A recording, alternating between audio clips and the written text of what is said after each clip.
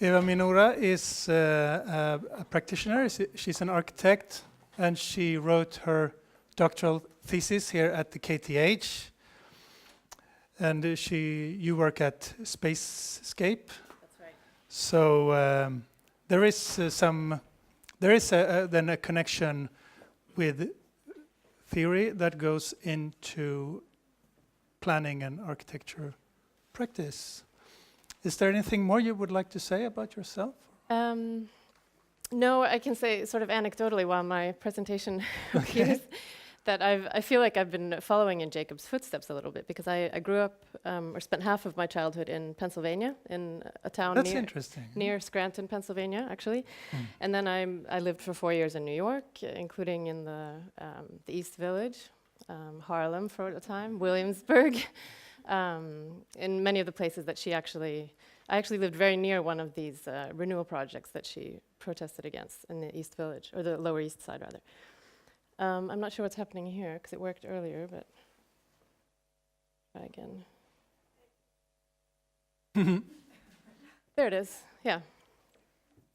So it's interesting following my esteemed colleagues here. I think you'll recognize many things that I present here. It's maybe hard to come up with something novel, since I'm not a researcher focusing on Jane Jacobs, but I am a researcher in urbanism and a practitioner. So I bring maybe first and foremost the practitioner's perspective to this event today. And a reflection is that Jacobs is so often cited within the urbanism discourse that it's mostly in the context, I find, of eyes on the street. That's become so ubiquitous that Jacobs is equal to eyes on the street. But we often forget that there's so much, as you've also covered in your talks, there's so much in her material that's a rich treasure trove to draw on. And the difficulty, I think, is to see how a lot of her ideas can actually be applied in practice. And you also discussed this. So I plan on showing a few sort of examples of how I think we can operationalize Jacobs, if you will. So I'd like to speak about Jacobs' relevance within urbanism practice, first and foremost, but also maybe towards the end point a little bit to what I see as a kind of paradox in her legacy. And just to be very clear, I'm certainly in the camp of Jacobs' supporters. And I think her critique of 20th century planning and city building was very profound and still is. And I think the fact that it is still such a relevant critique says a lot about the tradition that we're still operating in, that a lot has not changed, in fact. So the fact that she's current is perhaps sadly because her critique still holds. At the same time, there's this paradox that she's accepted as a visionary, yet her ideas, as good as they are, don't seem to find their way into practical execution often. And to be fair, planning is a very complex process. Some of these ideas are not easily operationalized.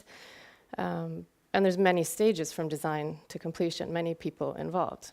So that's maybe part of the problem. But fundamentally, this quote is so well known, but it's a great one. Fundamentally, Jacobs stood for a knowledge critique of how architecture and planning are practiced. And as a field, she scathingly compared it to the pseudoscience of bloodletting, as we've heard. So why do we have such difficulty applying Jacobs in practice? Or more broadly, to apply evidence-based tools or rigor to urbanism? And I would argue that, for one, there's a big misconception that these tools are beyond our grasp, that we don't have these tools at our disposal. Because we don't. We do have these tools. They just need to be maybe used more broadly. And maybe more crucially, I think as architects and planners, especially in a fast-paced growth economy as in Sweden, we very rarely reflect on and follow up on past proposals and see, did we really deliver what we promised? And I think that's a problem within architecture and urbanism everywhere. To follow up and look at what were the social effects of the built form as we designed it. So simply put, that the feedback loop just isn't there to reinform our knowledge for future projects. So in the end, many proposals just don't deliver what they promise, which is also what elicited Jane Jacobs to write Death and Life in the first place. But instead, a lot of wishful thinking prevails, and a lot of ideology, what she called dogma. So seen in this way, it's interesting to look at Jacobs and do a reading and look at it as a toolbox for analysis, and a toolbox that's still waiting to be fully explored and appropriated by practitioners. But there's also something in the way Jane Jacobs presents her many observations and formulates her standpoints that allows us to also glimpse that her ideal, and what was profoundly original about it, is that her ideal is in fact a large, heterogeneous city. And more or less all the other urban ideals, from Thomas More's Utopia to Ebenezer Howard's Garden City, and even the Swedish post-war neighborhood units, which there were many executed, have been in size and population very limited city districts, so very sort of closed problems with strict zoning and each thing in its place. And this is such a far cry from the kind of myriad and intense city that Jacobs advocated.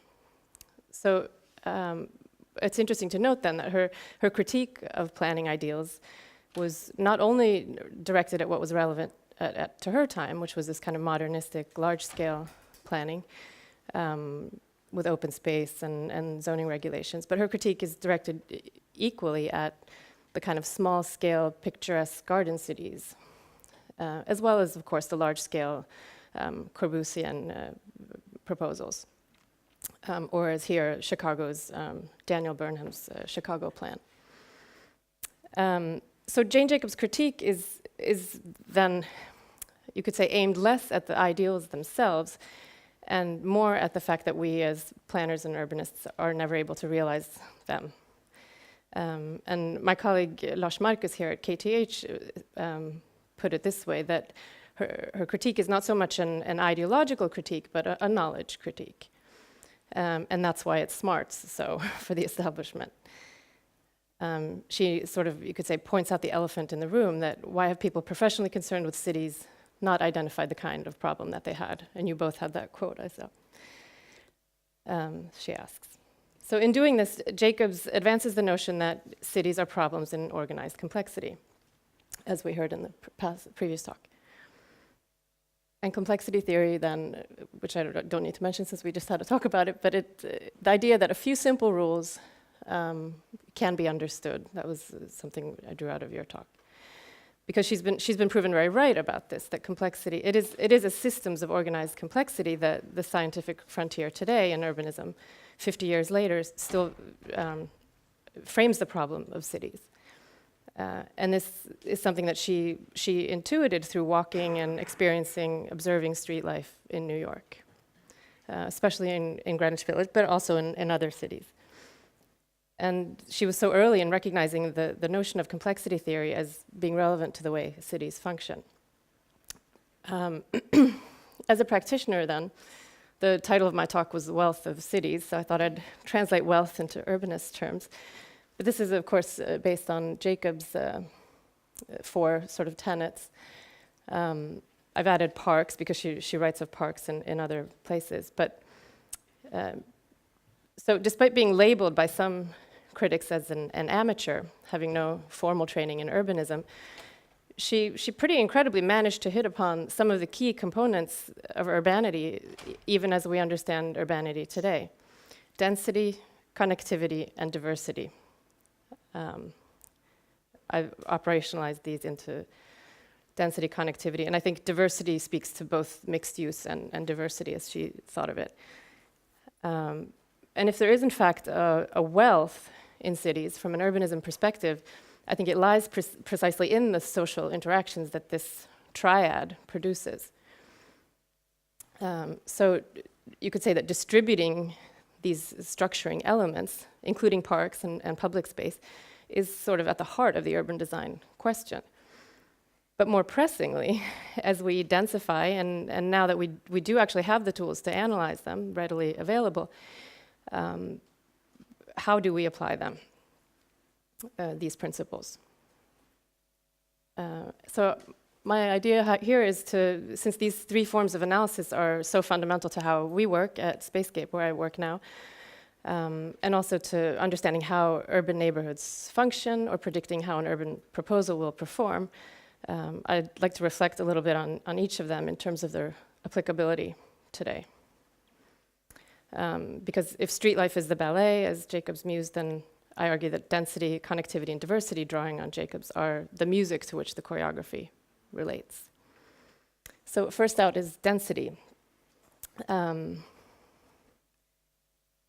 which really amounts to bringing people closer together. This is fundamentally the task that cities perform. So density sets up the probability of certain urban interactions and functions to thrive, what kind of intensity will be possible, etc. By concentrating a living and working population in urban settlements, proximity is ensured. Urban theory suggests that regularly comprehending one another in the streets, squares, and other public spaces of the city entails this constant exchange of information, which produces, as a byproduct, tolerance, you could say. This exchange might be nonverbal, but these small encounters in the public realm reflect the norms and boundaries in society in one way or another. So there's a potential that this can cause friction and conflict, but there's also potential for negotiation and resolution. Recent studies suggest that these kinds of processes, which are not unlike what George Simmel in 1903 called cultivated indifference, actually translate to a sort of mutual trust and tolerance, and that this contributes to the fact that we not only survive in high-density environments, but even thrive. So this is an example of a density analysis of Manhattan that our firm did. You could say that the glue that holds our societies together depends on this being confronted on a daily basis with difference. So tolerance, interestingly, may extend not just to other people and other ideas, but also perhaps to government regulation. Because when you live in a large metropolitan area, the argument goes, you depend on government for public transportation, for trash collection, for street cleaning and zoning ordinances, which regulate disturbances. And you're reminded daily that this ballet of urban life requires a choreography to function. And you'll recognize this. I also had a... But looking at this map of the US, and as you also showed, these recent election results suggest a couple of things. One, that cities are sort of precarious. They're a bit vulnerable in this. The default is maybe something else. So these recent election results suggest this to be true, that there's something about cities that evidently correlate with progressive, inclusionary thinking and doesn't see itself threatened and seek to throw out the status quo. And some argue that there's even a sort of tipping point where, hypothetically, you can pinpoint the precise population density when a city will go from voting Republican to voting Democratic. And incidentally, this holds even in the past Swedish election. So you could say that one way of dealing with the political climate right now is to build more cities, provided we build them well. The other tenet is street connectivity. Because just as density puts people in proximity to us, street connectivity puts them in our way, in our path. And Jane Jacobs' testbed of Greenwich Village allowed her to observe how aspects of the rest of Manhattan that seemed to work well worked even better at a smaller scale, in the smaller scale block structure. And just to be clear, what Jacobs called short blocks, I'm interpreting more broadly here to be street connectivity in the sense of a fine-grained web, which I think she also meant. And this is also how we understand its relevance within urbanism today. Street connectivity in a neighborhood fabric comes to bear on aspects like route hierarchy, route intensity, and for a person moving through the network, route choice. You either have more or less choice as you move through the system. And just as the sheer number of people in our midst increases the odds that we will run into people we know as well as people we don't know, street connectivity increases the odds that we'll meet them here rather than there. So an integration analysis, such as this one in Gothenburg, reveals which segments in the network are highly connected to all others versus highly isolated in the system. So we can expect to find a higher ability to orient ourselves and greater odds of finding many co-present individuals in the highly integrated red and orange segments. And this is done using GIS and space syntax analysis. We can also use space syntax to see where new linkages produce effects within the entire network. So this is a tool that could be used much more proactively within the planning process to really test, are we doing the right things with this proposal? To deliver, in fact, on what we're promising. This is an example of a space syntax analysis that represents an alternative view. Yes, this is on. On the left, you have an actual space syntax analysis. On the right, the same analysis has been touched up to show how a desired but not evidence-based or truthful results might look. So it's important to use our tools honestly, I would say, is the lesson. And Jane Jacobs, of course, stresses how the individual and personal experience of sharing space with others, including strangers, can contribute to a total experience of feeling looked out for. So being co-present with others can generate some fundamental conditions that can develop into what Jane Jacobs called social capital before many others actually did. But in practice, co-presence then is an outcome that we as planners have some capacity to control by how we plan. And it depends on, for us to understand how we move through space differently, depending on our ability to decode the street network and orient ourselves in it, is crucial as planners and architects. So it's the case here of Jacobs being onto something that she understood had to matter, but where she maybe saw mainly local relevance. The current research points more to that these overlapping scales of local and global connectivity are what matter. This is something that, for instance, my colleague Ann Legeby here at KTH has looked at in terms of who do we meet in the public realm. This is affected by connectivity on a local as well as global scale. And this has implication. If we only meet locals or if we meet residents of the city at large, of course, has implications for what we consider normal. What kind of society do we see reflected in our everyday lives? So returning then to Jacobs' classic phrase, eyes on the street, this captures in part this concept that the very presence of other people in the street can contribute to an experience of safety, among other things, which in extension can develop into a sort of trust. But in contrast to many other theories on this topic, strangers, people who we don't know and recognize, are seen here as co-creators of safety.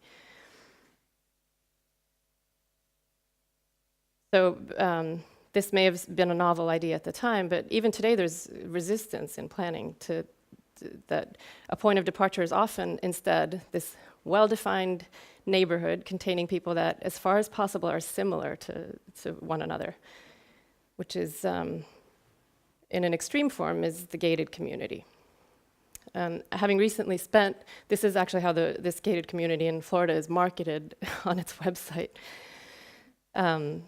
It sounds great. And I think we have to be aware that there is a propaganda apparatus selling this. We're up against this. And I just recently spent several days in a similar gated community in Florida, actually. And I can sort of attest to the manifest loneliness of a place where you never run into anyone by accident. The third aspect I'm going to talk about of throwing together two of Jacobs is diversity and mixed use. Jane Jacobs drew from her observations conclusions also about diversity, extrapolating from her experience. She focused a lot on diversity in building ages and mixed use, and that these form a more robust form of city life than larger scale monocultural fabrics. She understood that diversity profoundly affects how interesting and multivalent a neighborhood is, to be in, to visit, or to visit not at all. But more recent research suggests that streets which are more interesting at eye level are also streets which we spend more time in, which is good for small businesses. But more important than building age, which Jacobs was onto, is maybe something like property structure and how fine-grained the property structure is, where this generally leads to a greater diversity of actors, the smaller scale the property structure is. But another aspect of diversity is, of course, mixed use, the mix of housing and businesses. This will affect, for instance, the ebb and flow of people into and within a neighborhood. If mixed use is low, flows will be concentrated to morning and evening, rush hour. If mixed use is high, flows will be more evenly spread out. So too much of housing or business, and you see a kind of lapse in this eyes on the street idea that Jacobs identified as crucial to informal surveillance. This is a street segment analysis that we did that incorporates how the buildings engage with the street. So it's based on a network analysis, but on top of that, adding information about how buildings engage with the street. And this is, of course, it's incorporating both qualitative and quantitative aspects, using a quantitative tool, but adding information that requires some familiarity with the place. And you can also extrapolate from this potential for street life, and also where are the safe segments in this structure, where are the lit, safe passages at night, say. Here, parts of Gothenburg are analyzed based on density and street connectivity in combination. So using these two aspects in a composite analysis gives us information about potential for businesses. These kinds of predictions, as the chart up on the right indicates, are based on both daytime working population and residential population, and have a predictive capacity to approximately, these are approximately 90% accurate in terms of predicting where businesses will thrive. So we can also identify locations where the so-called catchment areas and potential for business are low.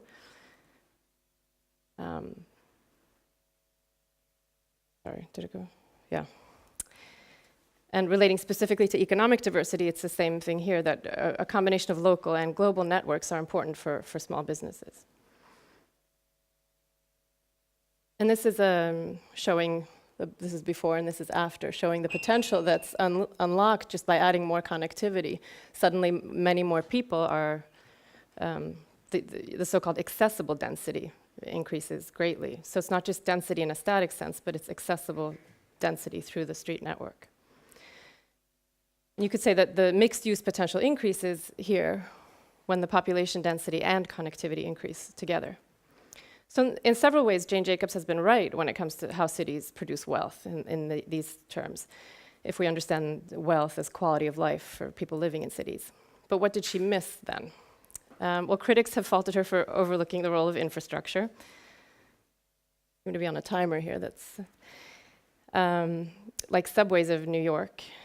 And this is perhaps true, but if you consider that this triad of density, connectivity, and diversity are variables which together produce wealth, then there is an importance in the balance between them. So as density increases, public transportation becomes crucial to maintain mobility in an ample balance.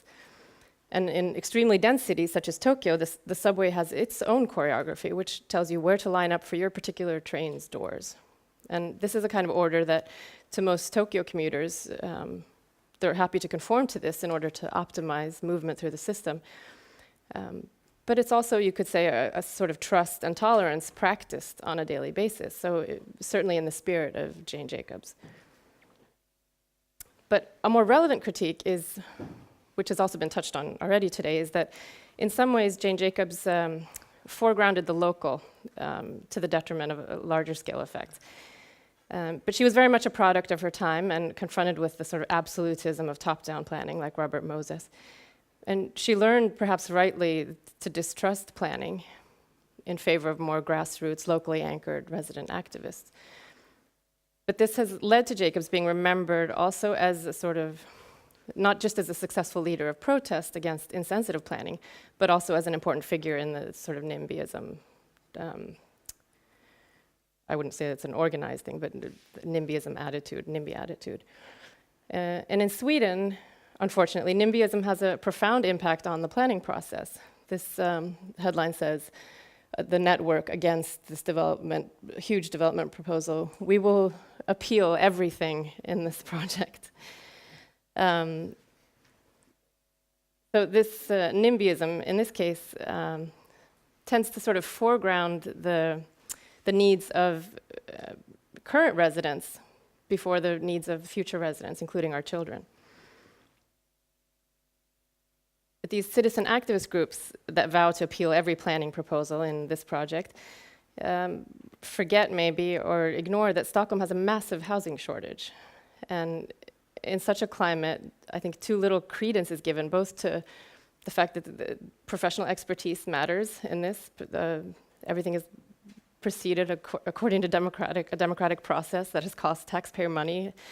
So I come also from a bit of a planning background, having worked at the Stockholm City Planning Office, and I wonder about the kind of lack of solidarity with all the people lacking housing, how that this kind of left position has been to be an activist against all building. Maybe it should be questioned more. Another divisive example in recent Stockholm history is Slussen, which has been really unusually divisive, and where this kind of anarchist activist position is to preserve a traffic infrastructure that's generally considered terrible for pedestrians. This is an analysis of the publicly accessible open space, showing that the pedestrians are, these are the islands of pockets that pedestrians can use in between the traffic infrastructure. The new proposal, notwithstanding the architecture or what you think of that, the new proposal increases the publicly accessible open space, it more than doubles it, and it's far more continuous, simplifying, obviously, movement through this hub in Stockholm. So whatever Slussen's value as a symbol of modernist planning, the new proposal in terms of surface area for public space seems more user-friendly.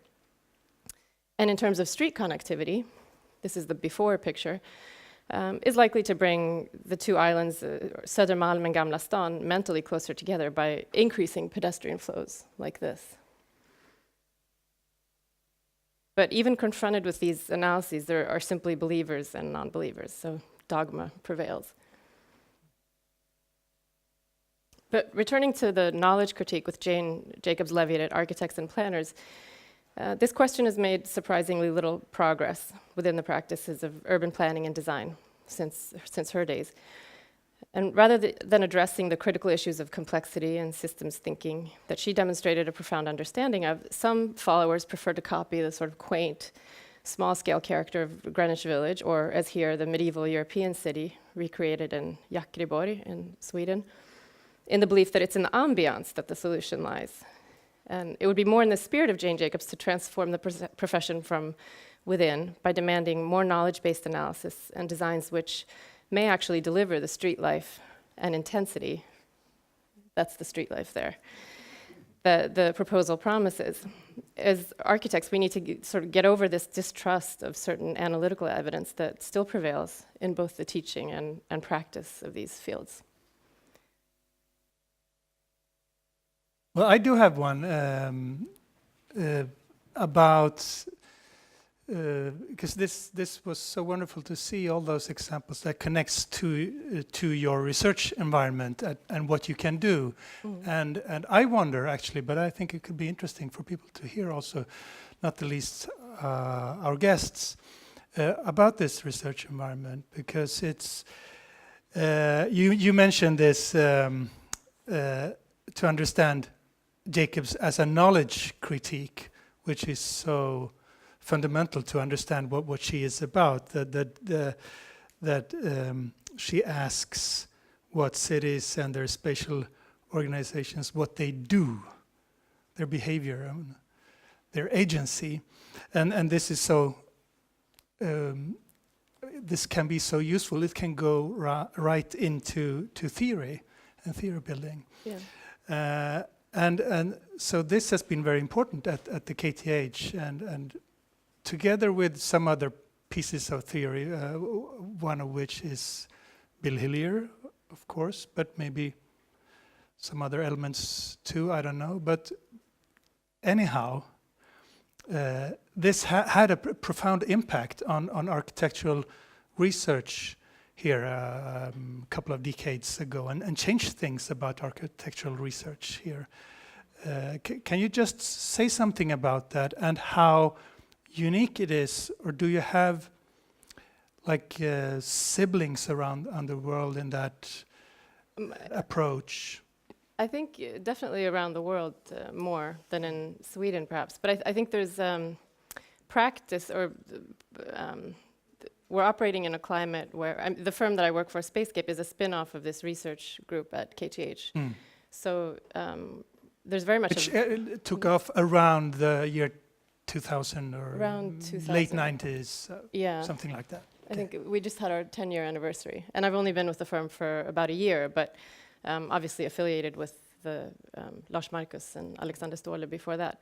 But I think as in demand as we are, that speaks to the need for this kind of empirical evidence backing up proposals, because a lot of proposals are still false promises, the way Jacobs critiqued them. And I think that this kind of having these analytical tools, which aren't that inaccessible. I mean, more firms could be doing this, but it is I think it's still a growing field of combining these GIS tools and morphological analysis with architecture. So, I mean, it does require a certain knowledge of architecture in the field of architecture, but also the understanding how these tools function, and knowing where the data is and how to operationalize it. But there's certainly I think it's certainly a growing niche, and if you look internationally, it certainly is more established. Maybe not enough. I think of the sprawling situations where these kinds of tools would be really useful, and maybe most of all in third world countries, when we're operating perhaps from scratch, that we could do things right from the get-go if we understand the tools that we have at our disposal. But the difficulty is getting it out there, I guess. I have a question. Yeah, sure. Morgan. Well, it's a bit touching, both Michael and you, but I was wondering what you were thinking about smart cities and the concept of smart cities, then, where every citizen is actually fully has the knowledge just right there available. I mean, I just wonder what you think about. In the sense of the technological innovation? Yes. I think it's fascinating, and it represents a huge, we don't even know what's coming. But I think you can, if you look at a few of the aspects of smart cities, like self-driving vehicles, for instance, is going to have, if that actually comes to fruition, that's going to have a huge impact on how we design cities. The idea that cars won't be standing still anymore means that a lot of space that we today devote to parking won't be necessary, and so on. So I think we're going to have to be very quick learners as this development happens, because we're going to have to pick up as we go along what these implications are. But and be visionary about it and see. I think already we can see. We did another study about car ownership at Spacescape, which trying to narrow down the built form characteristics that correlate with car ownership, and finding that pretty much if you're close to public transportation and you're close to the center of the city and you're close to urban services, the need for a car is drastically reduced. And those are things we can really plan for. So we can plan much more proactively to not support car ownership, for instance, than we are. And I think it's one thing in the cities. I think we know this lesson in the cities where land is so valuable, but we're still, I think, operating very much outside of cities. We're still building these big box shopping centers as if it doesn't matter because it's not an urban agglomeration. I think that's maybe a problem to address, these areas on the map that are not cities in the US as well, that how do we make those areas thrive also?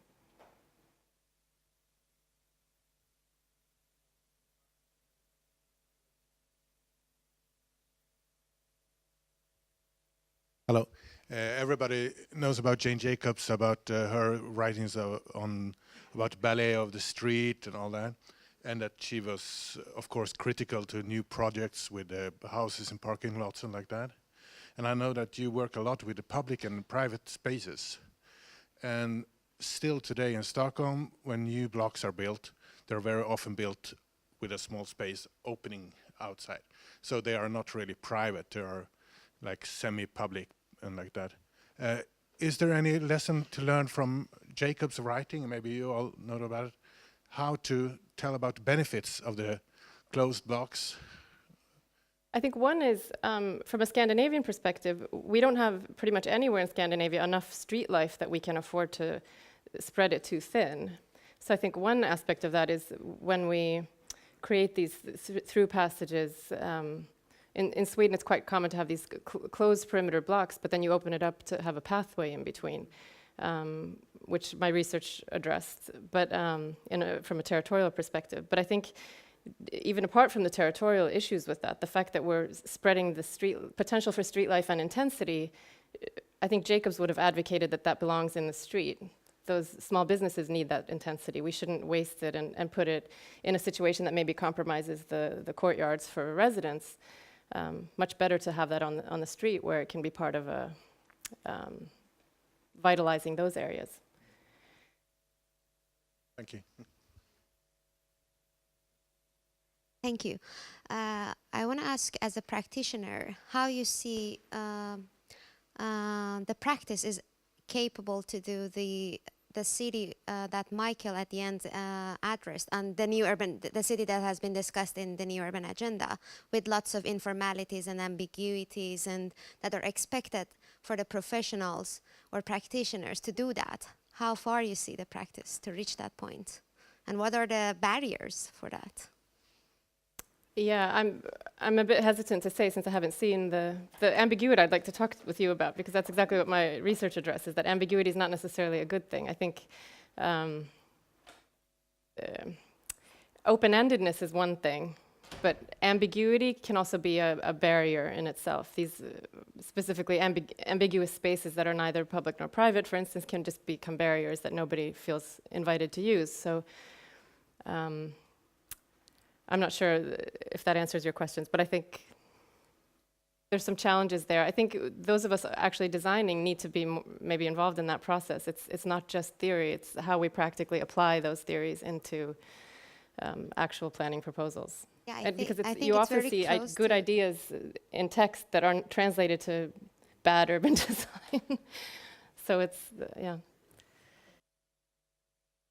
So just to respond to your comment, Elahe, and also that general theme, that ambiguity that is difficult to navigate is a problem, but maybe ambiguity isn't the right word, but open-endedness is something that, you know, the possibility of encounter, the possibility of interaction that wouldn't happen otherwise is something we can facilitate, and we do it through, as you were saying, connectivity, through the frameworks that we create. And I think that's the key, is to, it's not that you're, you know, creating these kinds of connections yourself, you're creating the possibility that they can occur through the kind of structure you're creating, if that makes sense.